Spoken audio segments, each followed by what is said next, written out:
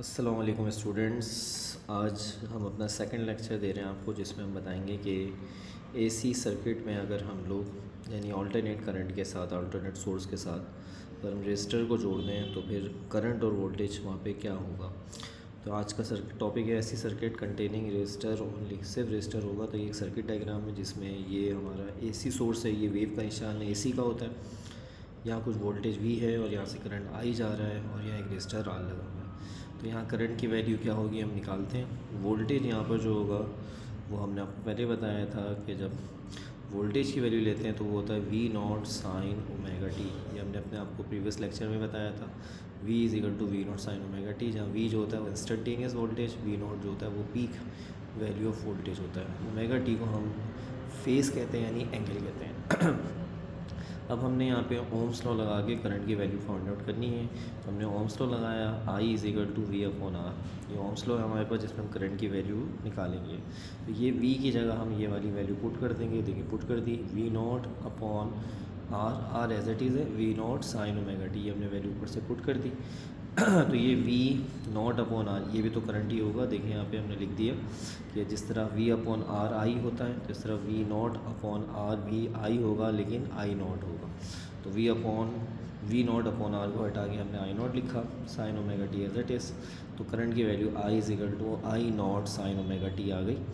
अब यहाँ पे देखें हमारे पास जो वोल्टेज का फॉर्मूला हमने लिया था शुरू के अंदर, वो बेटा यहाँ पे V naught is equal to sine omega t, इसमें फेस ओमेगा टी आ रहा है और करंट के फॉर्मूले में भी ओमेगा टी फेज़ आ रही है, दोनों का फेस सेम आ रहा है। अच्छा, हमने ये वैल्यू क्यों ली? क्योंकि यहाँ पे हमारे पास बस रजिस्टर लगा हुआ है, तो रजिस्टर के अंदर वोल्टेज का कोई वेरिएशन नहीं है, तो वोल्टेज इसलिए एज इट इज़ यही वाला हमने यूज़ कर लिया था।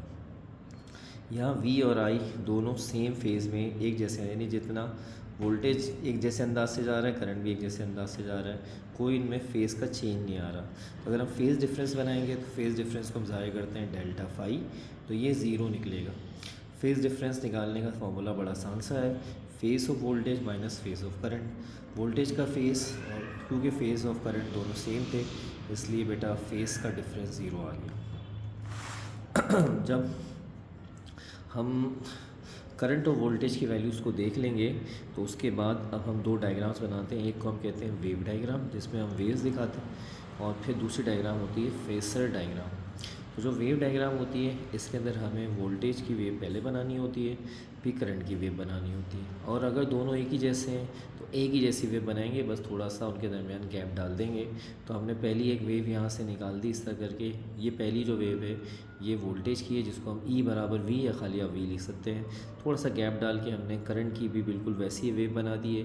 दोनों वेव्स एक ही जैसी हैं, दोनों का पीक का मामला देख लें, एक ही सीध में आ रहा है और दोनों का यहाँ से पीक का मामला से शुरुआत दोनों की एक जैसी है, यहाँ से भी दोनों एक साथ मिल रहे हैं यहाँ से, यानी इन दोनों से कोई भी वेव ना आगे है ना पीछे एक दूसरे से, तो इसलिए इन दोनों के अंदर किसी तरह का कोई फेज़ डिफरेंस नहीं है। अगर ये फेज़ डिफरेंस होता तो जो वेव इनमें से आगे होती उसे हम कहते हैं बेटा फेस लीड, और जो वेव हम थोड़ा सा पीछे से करके बनाते या दिखाते तो होता फेस लैग। दोनों वेव्स एक जैसी हैं तो there is no phase difference, no lag no lead. ये फॉर्मूला हम आपको बता चुके हैं। दूसरी डायग्राम है फेसर डायग्राम। ये एक वेक्टर वाली डायग्राम बनती है जिसमें एक्स एक्सिस और ये रहा वाई एक्सिस हमारे पास। हमने यहाँ पर क्या करा बेटा, यहाँ पे एक वेक्टर ड्रॉ कर दिया जो कि लॉ वोल्टेज को रिप्रेजेंट कर रहा है, और यहाँ पे हमने जो वोल्टेज का वेक्टर ड्रॉ करा है वो एक एंगल ओमेगा टी पे कर रहा है। ओमेगा टी आपने देखा था, ये ना यहाँ पे मौजूद। अब क्योंकि करंट का भी सेम वही एंगल है तो इसी के ऊपर ही हमने एक और वेक्टर देखा ड्रॉ कर दिया, और ये जो वेक्टर हमारे पास बेटा ये है आई नॉट और वी नॉट। ये वैल्यूज़ में पीक वैल्यूज़ होती हैं, इन्हीं के ऊपर ग्राफ बनता है, वेक्टर बनता है। दोनों के एंगल सेम है इसलिए दोनों के वेक्टर एक ही जैसे हैं, बस थोड़ा सा हमने फ़र्क रखा हुआ है, वरना अदरगत में दोनों एक ही जैसे हैं क्योंकि दोनों का एंगल सेम आ रहा है यहाँ पे। अगर वी नॉट को बिल्कुल सामने से ऐसे मिला देंगे तो आपको इसकी पीक वैल्यू वी, और आई नॉट को यहाँ पे वाई एक्सिस पे ऐसे करके ड्रॉ करके मिला लेंगे तो आपको करंट की बेटा पीक वैल्यू मिल जाएगी। यहाँ पर वेक्टर सेम है क्योंकि यहाँ कोई फेज़ डिफरेंस नहीं है, और अगर एंगल सेम ना होते तो भी मैंने आपको ऊपर बताया भी था अभी, जो ग्रेटर एंगल वाला होगा वो फेस लीड पर होगा, आगे होगा, और छोटे एंगल वाला फेस लेग पर होगा। तो उम्मीद करता हूँ कि आपको सेकंड लेक्चर भी अच्छी तरह समझ में आ गया होगा, जिसमें आज हमने आपको एक रजिस्टर एक एसी सर्किट में जोड़ के दिखाया। उसमें हमने वोल्टेज बताया, करंट बताया, नो फेज डिफरेंस, साथ में हमने उनकी वेव डायग्राम बनाई, एक ही जैसी वेव बनी, नो लैग नो लीड, और उनकी vector diagram no lag no lead same diagram बनी। इंशाल्लाह ताला नेक्स्ट लेक्चर में मिलेंगे, जिसमें हम लोग एसी सर्किट के अंदर कैपेसिटर को ज्वाइन करेंगे इंशाल्लाह ताला। अस्सलाम वालेकुम।